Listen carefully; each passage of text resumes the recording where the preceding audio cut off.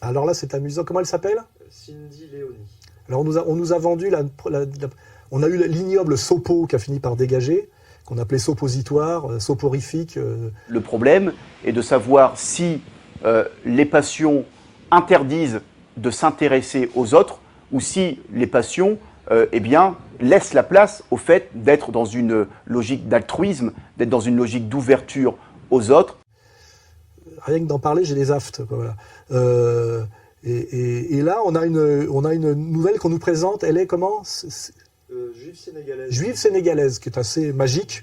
Bien sûr, ouais, enfin, bien sûr. Je pense que c'est le lobby sénégalais qui s'est servi finalement d'une pauvre juive manipulée pour effectivement que les gens issus de l'immigration africaine puissent avoir le contrôle sur quelque chose qui en dernière instance les défend, qui est SOS Racisme. J'ai mis moi-même, qui vient de l'extrême gauche couillonne, comme Monsieur Rouillant dont on parlera plus tard, des années pour savoir que Harlem Désir était en fait un juif ashkénaze alsacien qui avait été mis là par le Parti socialiste pour rouler dans la farine des mouvements légitimes au départ, on le sait, qui s'appelait au départ la Marche des Beurs, venue de la banlieue lyonnaise, je crois, de Vénissieux, et qui était d'ailleurs au départ quelque chose fait par un prêtre ouvrier, enfin quelque chose de très sain.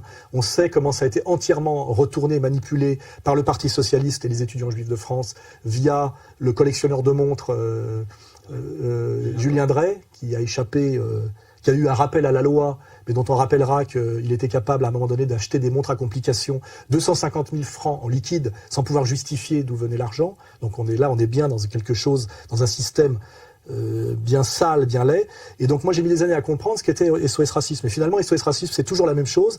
C'est finalement ce que Ouria Boutelja appelle l'indigénat, mais finalement, elle me montre moi ou le Front National, c'est eux qu'il faut qu'elle montre. Voilà.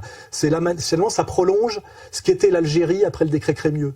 C'est finalement, nous avons une petite communauté qui en manipule une autre au service de l'Empire. Avant, c'était finalement ces Maghrébins de confession juive, puisque c'était des Berbères, finalement, qui par le décret Crémieux étaient chargés de gérer finalement les indigènes, alors au départ, ils étaient leurs propres concitoyens, et ce qui, à mon avis, est le départ de la haine anti-française de la part de l'immense majorité des musulmans algériens. Donc finalement, on est là, effectivement, dans l'indigénat. Les indigènes de la République, ça a un sens à ce niveau-là. C'est la manière dont on se fout de la gueule des Français d'origine immigrée, essentiellement maghrébins et subsahariens, en les mettant systématiquement sous la tutelle de juifs issus en général des élites du Parti socialiste via les étudiants juifs de France. Et là, on a cette petite Cindy Leoni, qui doit être très très légitime en banlieue, et qui doit venir de banlieue, qui doit bien connaître le sujet, et qui est, judéo-sénégalaise. Voilà, exactement comme Dieudonné et camerouno-nazi.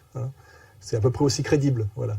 Donc là, on est dans la grosse farce, dans la grosse plaisanterie de la grotesque domination et que je démontre moi, cette espèce de hiérarchie communautaire en France, ce mensonge républicain parfaitement malsain et illégitime. Voilà.